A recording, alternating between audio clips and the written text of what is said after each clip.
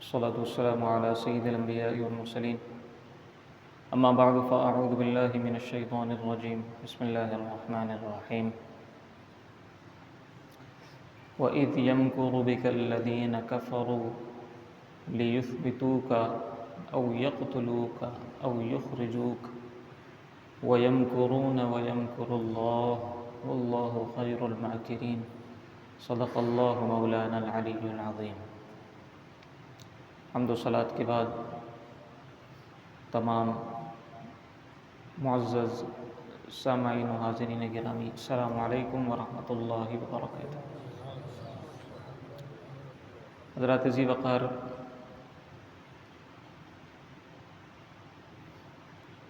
اسلامی جو تقویم ہے جس کو ہم ہجری تقویم کہتے ہیں، اس کا آغاز بھی قربانیوں پر ہے اور اس کا اختتام بھی قربانیوں پر ہے۔ اسی لیے علامہ اقبال نے کہا تھا کہ غریب و سادہ و رنگی ہے داستان حرم، نہایت اس کی حسین ابتدا ہے اسماعیل۔ ہجری تقویم کا یعنی ہجری کیلنڈر کا جو اختتام ہوتا ہے ماہ ذوالحجہ پر، جو کہ بس ہونے والا ہے، آج ذوالحجہ کی 28 تاریخ ہے، اور اب 1446 ہجری ماہ محرم الحرام کا آغاز ہونے کو ہے۔ تو ماہ ذوالحجہ پر اس کیلنڈر کا اختتام ہوتا ہے، وہ حضرت اسماعیل علیہ السلام کی قربانیوں کی یاد دلاتا ہے، اور ماہ محرم الحرام جب شروع ہوتا ہے، آئندہ سال جب شروع ہوتا ہے، تو وہ بھی قربانیوں کی لازوال داستانیں یاد دلاتا ہے، جن میں حضرت سیدنا فاروق اعظم رضی اللہ تعالی عنہ کی شہادت، اور پھر اس کے بعد حضرت امام علی مقام سیدنا حسین رضی اللہ تعالیٰ عنہ اور آپ کے رفقا کی شہادت ہے۔ یہ جو ہجری تقویم ہے، ہجری کیلنڈر، یہ بھی نبی علیہ السلام کی جو پسندیدہ امور تھے جن کو حضور نے شروع کرنا تھا، ان میں سے ایک تھا، لیکن چونکہ نبی علیہ السلام اپنے مکمل دور مبارک میں مختلف امور میں اور مہمات میں مصروف عمل رہے، اور اتنا وقت نہ ملا کہ کفار مکہ کی سازشوں سے نبرد آزما ہونے کے بجائے نبی علیہ السلام ان امور کی طرف متوجہ ہوں کہ کسی کیلنڈر کو باقاعدہ شروع کیا جائے، کیونکہ اس سے پہلے کوئی کیلنڈر باقاعدہ نافذ العمل نہیں تھا، اور دیگر کیلنڈرز تھے، لیکن وہ کیلنڈر کے جو مسلمانوں کا یادگار ہو، ایسا کیلنڈر کوئی نہیں تھا۔ اور جو چاند کے اس سرکل کو جس طرح ہجری کیلنڈر نے کور کیا ہے، اس طرح کی کوریج کسی کیلنڈر میں نہیں تھی، اور یہ انتہائی ضروری تھا۔ دیکھیں نا، ہمارے لیے کتنی آسانی ہے۔ اللہ رب العزت نے فرمایا نبی علیہ السلام سے، لوگ پوچھتے تھے وَيَسْأَلُونَكَ عَنِ الْأَهِلَّةِ قُلْ هِيَ مَوَاقِيتُ لِلنَّاسِ وَالْحَجِّ، کہ یہ چاند کے بارے میں آپ سے پوچھتے ہیں کہ یہ چاند کیا ہے، چاند کیا ہے، چاند کے بینیفٹس کیا ہیں؟ تو فرمایا کہ قُلْ هِيَ مَوَاقِيتُ لِلنَّاسِ وَالْحَجِّ، اس کو اپنے اوقات شمار کرنے کے لیے تم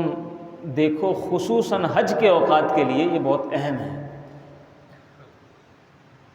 تو اللہ تعالیٰ نے اس کو ہمارے لیے ایک تو روشنی کا سبب بنایا، اسی سے ہمیں پتہ چلتا ہے کہ دن شروع ہو چکا ہے، اور اس کے علاوہ جو اس کے فوائد ہیں وہ الگ ہیں، لیکن ہمارے لیے اس کو تقویم کا بھی اللہ تعالیٰ نے ایک ذریعہ بنایا، اس کے ذریعے سے ہمیں تاریخیں اور اوقات معلوم ہوتے ہیں۔ تو نبی علیہ الصلاۃ والسلام کی اس مبارک خواہش کو اور اس مبارک مہم اور مشن کو حضرت سیدنا فاروق اعظم رضی اللہ تعالیٰ عنہ نے پورا کیا، اور آپ کے دور میں باقاعدہ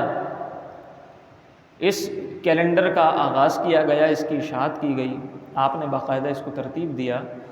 اور اس کی ترتیب ہوئی ہجری ترتیب سے،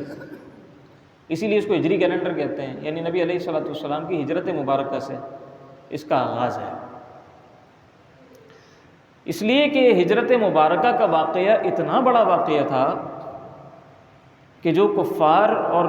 مسلمانوں کے درمیان ایک حد فاصل تھا۔ جب نبی علیہ الصلاۃ والسلام نے مکہ سے مدینہ کی طرف ہجرت فرمائی تو 13 سال جو حضور علیہ الصلاۃ والسلام نے مکہ کو دیے تھے، اور 13 سال جو نبی علیہ الصلاۃ والسلام نے مکہ میں اشاعت دین اور تبلیغ دین فرمائی تھی،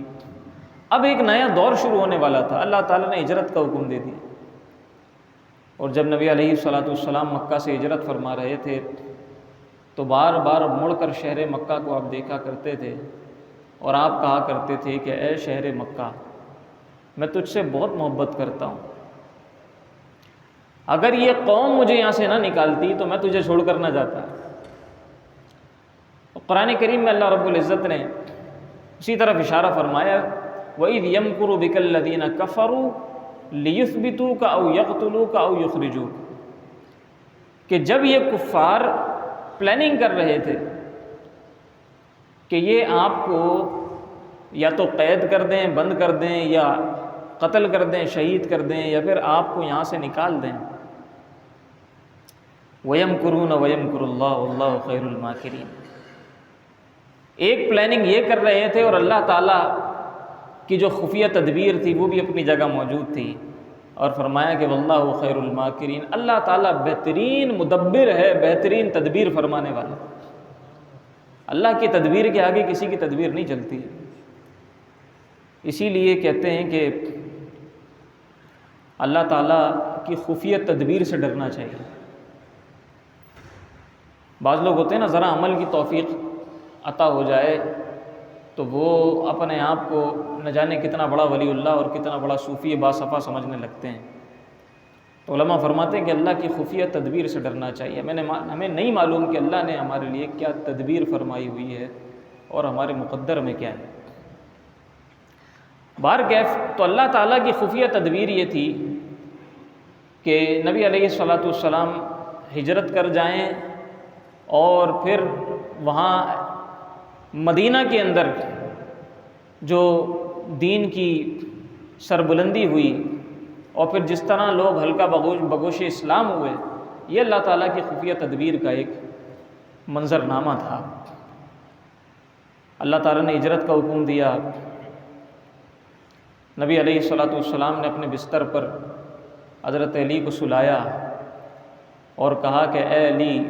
امانتیں واپس کر کے تم بھی مدینہ ہجرت کر لینا۔ اب امانتوں کا اتنا خیال، کیونکہ لوگ نبی علیہ الصلاۃ والسلام کو صادق و امین کہتے تھے، اپنی امانتیں حضور کے پاس رکھواتے تھے، اگرچہ ایمان نہیں لاتے تھے، لیکن سمجھتے یہی تھے کہ سب سے بڑے امانت دار یہی ہیں، ان کے پاس اگر امانت رکھ دی گئی تو کبھی امانت میں خیانت نہیں ہوگی۔ اور پھر دیکھیں ایسے موقع پر بھی نبی علیہ الصلاۃ والسلام نے امانتوں کی کتنی پاسداری فرمائی ہے کہ جب باہر کفار موجود ہیں، پہرا دیا ہوا ہے، قتل کے در پہ ہیں، ہمارے اوپر کبھی کوئی ایسی آزمائش آن پڑے تو ہم کہیں گے بھائی پہلے اپنی جان بچاؤ، باقی یہ سب کام ہوتے رہیں گے، چھوڑو، دیکھ لیں گے دیکھنے والے، جس کا جو ہے سب سمجھ لیں گے، کوئی معاف کر دے گا، گھر والے خود نمٹ لیں گے۔ ہم تو کبھی اس طرح متوجہ نہیں ہوں گے کہ پہلے اپنی امانتوں کا خیال کرو، جس کی امانت ہے اس کے لیے کوئی انتظام کرو، یا تو پیچھے کسی کو سمجھا کر مقرر کرو۔ باہر پہرا دیا ہوا ہے، کفار قتل کے در پہ ہیں،